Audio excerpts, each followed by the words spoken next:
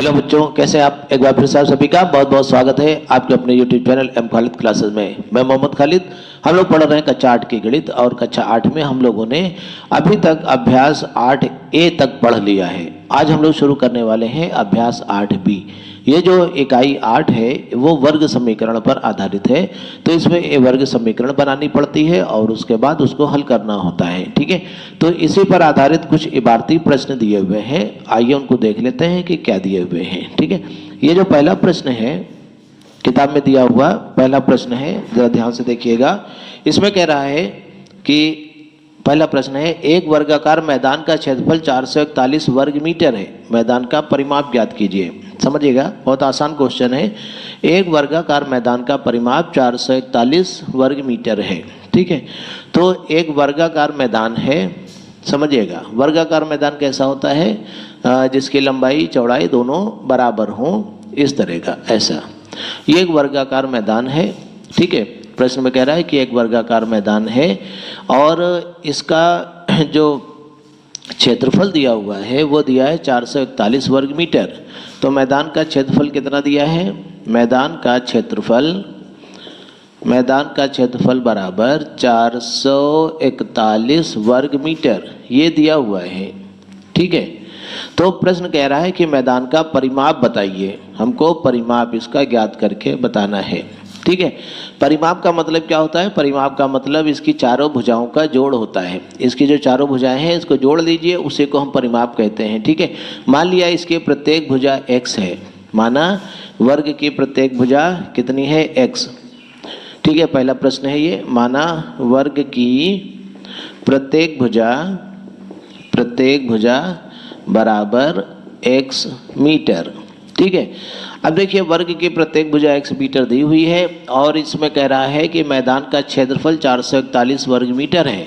तो मैदान के क्षेत्रफल वाला सूत्र लगा दीजिए। हम लिखेंगे वर्ग का क्षेत्रफल सूत्र क्या होता है आपको याद होगा, पिछली कक्षाओं में आपने पढ़ा है। वर्ग का क्षेत्रफल होता है बराबर भुजा स्क्वायर, भुजा का वर्ग। तो वर्ग का क्षेत्रफल दिया है 441 बराबर भुजा का स्क्वायर, भुजा कितनी है? x का स्क्वायर। ठीक है, तो जब स्क्वायर हटेगा तो इधर क्या हो जाएगा? वर्गमूल हो जाएगा।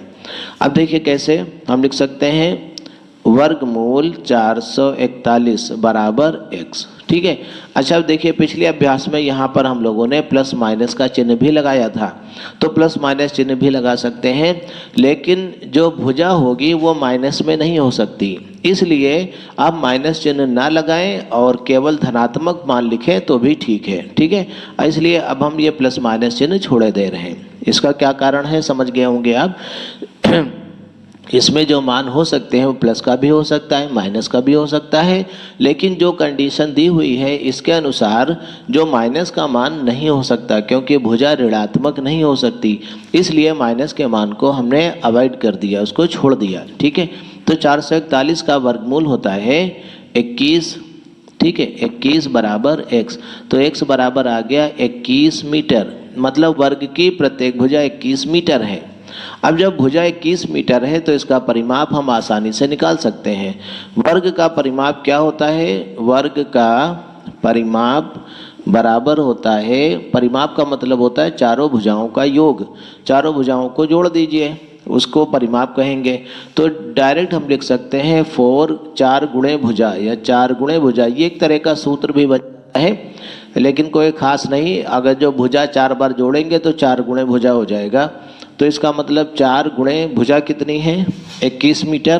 तो 21 से गुणा कर दीजिए, 21 को 84 मीटर, तो इसका परिमाप आ गया 84 मीटर। यही हमारा उत्तर हो गया। ठीक है, देखिए इसके बाद प्रश्न नंबर 2। ये जो दूसरा प्रश्न दिया हुआ है ये कह रहा है, एक आयताकार बाग की लंबाई और चौड़ाई में अनुपात 3:2 है। यदि बाग का क्षेत्रफल 600 वर्ग मीटर है तो उसकी लंबाई और चौड़ाई ज्ञात कीजिए। ठीक है, तो देखिए प्रश्न दिया है कि एक आयताकार बाग है, एक बाग होगा कोई जो आयत के आकार का होगा। चलिए हमने ये ऐसे बना दिया, एक आयताकार बाग है जिसकी लंबाई और चौड़ाई में 3 और 2 का अनुपात है। ठीक है, ये बाग की लंबाई हो गई और ये बाग की चौड़ाई हो गई, और इसमें अनुपात दिया हुआ है। तो माना जब अनुपात दिया हुआ करे तो आसानी से कैसे लगाते हैं देखिएगा। माना बाग की लंबाई बराबर 3x ऐसे मान लिया और चौड़ाई बराबर 2x, चौड़ाई बराबर 2x। तो बाग की लंबाई और चौड़ाई में 3 और 2 का अनुपात था, तो लंबाई को मान लिया हमने 3x, चौड़ाई को मान लिया 2x। और प्रश्न में देखिए ये कह रहा है बाग का क्षेत्रफल 600 वर्ग मीटर है, तो उसकी लंबाई और चौड़ाई ज्ञात कीजिए। तो बाग का क्षेत्रफल कितना दिया हुआ है? बाग का क्षेत्रफल बराबर कितना दिया है? 600 वर्ग मीटर ये दिया हुआ है। तो हमें लंबाई और चौड़ाई अलग अलग बतानी है। तो देखिए आपको पता है कि आयत का क्षेत्रफल क्या होता है, समझिएगा। आयताकार बाग का क्षेत्रफल, आयताकार बाग का क्षेत्रफल फार्मूला क्या होता है? बराबर लंबाई गुणे चौड़ाई, लंबाई गुणे चौड़ाई। ये आयत का क्षेत्रफल, ये सूत्र आपको पहले से पता होगा। तो आयताकार बाग का क्षेत्रफल जो दिया है वो 600 दिया है। 600 बराबर लंबाई कितनी दी है? हमने माना है इसको 3x, चौड़ाई कितनी है? 2x, ठीक है। तो 600 बराबर 3 दूनी 6 और x की गुणा x का स्क्वायर, x की घात 2। 6 कहाँ जाएगा? इसके नीचे। तो हमने लिखा x स्क्वायर बराबर 600 बटे 6। 6 से इसको काट दीजिए तो x स्क्वायर बराबर आ गया 100, ठीक है। तो x बराबर कितना आ जाएगा? वर्गमूल 100, ठीक है। अब देखिए प्लस माइनस के चिन्ह फिर आएंगे, लेकिन हमने माइनस वाले को छोड़ दिया, सीधा सीधा धनात्मक मान लेते हैं, क्योंकि x की वैल्यू माइनस में यहाँ पे नहीं हो सकती इस कंडीशन में। तो हमने लिखा x बराबर 10, तो 100 का वर्गमूल 10 होता है, x बराबर 10 आया। अतः बाग की लंबाई कितनी आ गई? अतः लंबाई बराबर, लंबाई हम लोगों ने मानी थी 3x, तो 3 गुणे x का मान 10 रख दीजिए। 3 गुणे 10, 3 दहम 30 मीटर। और चौड़ाई बराबर, चौड़ाई बराबर 2 गुणे 10, 2 दहम 20 मीटर। तो इस तरह से बाग की लंबाई और चौड़ाई दोनों हमने ज्ञात कर ली। देखते हैं प्रश्न नंबर 3। ये जो तीसरा प्रश्न है ये कह रहा है एक वर्गाकार मैदान का क्षेत्रफल 225 वर्ग मीटर है, उसका परिमाप ज्ञात कीजिए। एक वर्गाकार मैदान है, उसका क्षेत्रफल 225 वर्ग मीटर है। तो देखिए वर्गाकार मैदान कैसा होता है, अभी जैसा बताया था, ये जैसा पहला प्रश्न था बस उसी तरीके का है, सिर्फ गिनती बदली हुई है। ये हमने मान लिया वर्ग की प्रत्येक भुजा x है, यह वर्गाकार मैदान है, ठीक है। तो देखिए प्रश्न में क्या दिया हुआ है वर्गाकार मैदान का क्षेत्रफल, वर्गाकार मैदान का क्षेत्रफल ये कितना दिया हुआ है? ये दिया हुआ है 225 वर्ग मीटर। ये वर्गाकार मैदान का क्षेत्रफल दिया हुआ है, ठीक है। हमने लिख दिया वर्गाकार मैदान का क्षेत्रफल इतना है। अब कह रहा है वर्ग की परिमाप बताइए। परिमाप का मतलब चारों भुजाओं का जोड़, ये हमको बताना है, ठीक है। इसके लिए हमको एक भुजा मालूम होनी चाहिए। तो हमने लिखा माना वर्ग की भुजा, माना वर्ग की प्रत्येक भुजा बराबर, प्रत्येक भुजा, वर्ग की प्रत्येक भुजा बराबर x मीटर, ये हमने मान लिया। अब देखिए हमको मालूम है चूंकि वर्ग का क्षेत्रफल, सूत्र क्या होता है? वर्ग का क्षेत्रफल बराबर होता है भुजा स्क्वायर, भुजा की घात 2, ये सूत्र होता है। ये आपको पहले से याद होगा, ये पिछली कक्षा में भी आपने पढ़ा होगा। इसको सूत्र के रूप में याद रखिए, वर्ग का क्षेत्रफल बराबर भुजा स्क्वायर। तो वर्ग का क्षेत्रफल कितना दिया है? 225 बराबर भुजा स्क्वायर, भुजा स्क्वायर मतलब x का स्क्वायर। तो 225 कितने का स्क्वायर होता है? देखिए ऐसे भी कर सकते हैं आप, 15 का स्क्वायर होता है। हमने लिखा 15 15 225 होता है, इसलिए 15 का स्क्वायर लिख दिया। यहाँ पे लिख दिया x का स्क्वायर। ये स्क्वायर काट दीजिए, ऐसे भी आप कर सकते हैं, वरना वर्गमूल लेकर के भी कर सकते हैं। तो x बराबर आया 15 मीटर, x की वैल्यू कितनी आई? 15 मीटर। अब हमें निकालना है वर्ग का परिमाप। तो हमने सूत्र लिखा वर्ग का परिमाप, क्या लिखा? वर्ग का परिमाप, वर्ग का परिमाप बराबर कितना होता है? 4 गुणे भुजा, 4 गुणे भुजा। तो 4 गुणे भुजा कितनी है? भुजा 15 मीटर है, तो 15 चक्कू 60 मीटर वर्ग का परिमाप हो गया। यही हमारा आंसर है।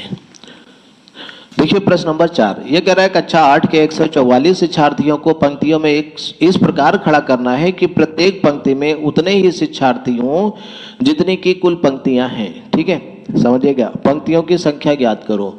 देखिए प्रश्न ये कह रहा है कि मान लो दो शिक्षार्थी हैं, एक लाइन में दो खड़े हैं तो दो ही लाइनें बनेंगी, या तो तीन शिक्षार्थी होंगे तो तीन लाइनें बनेंगी, या तो चार शिक्षार्थी होंगे तो चार लाइनें होनी चाहिए। समझ गए? इसी तरह से पता नहीं कितने शिक्षार्थी होंगे, पता नहीं कितनी पंक्तियां होंगी, लेकिन ये बता रहा है कि कुल बच्चे जो होंगे वो 144 होंगे। ठीक है, पंक्तियों की संख्या ज्ञात करो। हमने माना ये जो पंक्तियां बनेंगी ये x होगी। ठीक है, तो प्रत्येक पंक्ति में x बच्चे भी होंगे। ठीक है, ये मान करके हम प्रश्न को हल करेंगे। ठीक है, क्या लिखेंगे? प्रश्न नंबर 4 है, माना प्रत्येक पंक्ति में, अच्छा इसे मान ले, माना पंक्तियों की संख्या बराबर x। ठीक है, तो प्रत्येक पंक्ति में बच्चे कितने होंगे? प्रत्येक पंक्ति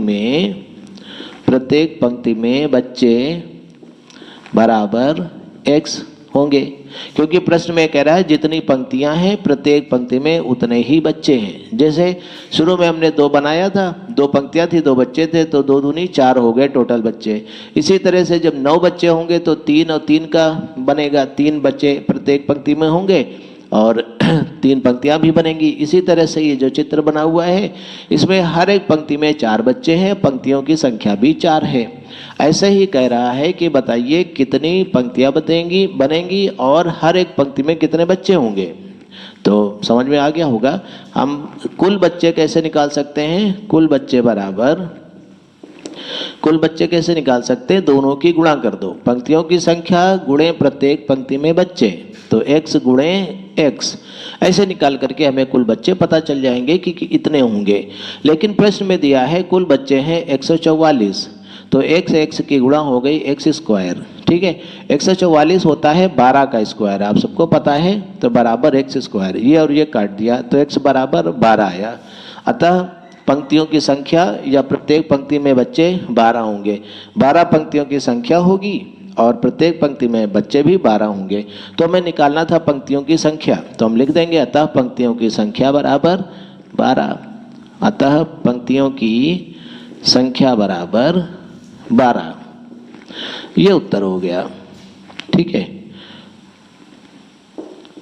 तो इस तरह के प्रश्न आप वर्गमूल वाले अभ्यास में भी देख चुके हैं। ठीक है, नहीं देखा हो तो आप वर्गमूल वाले अभ्यास का वीडियो देख लीजिए, आपको बहुत सारे प्रश्न इस टाइप के मिलेंगे, आपको और अच्छे से समझ में आ जाएंगे।